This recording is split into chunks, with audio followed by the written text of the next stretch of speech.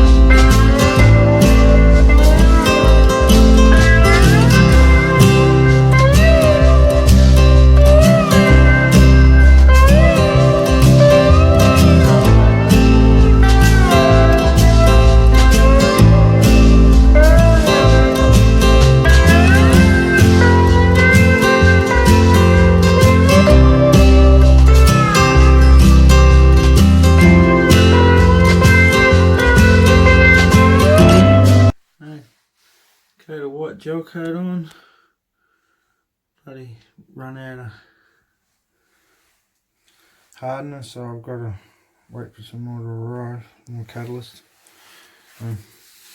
Yep, it's 100% better, but that side, just got to finish sanding the bottom wall through that side and it'll be sweet. And all the concrete's out.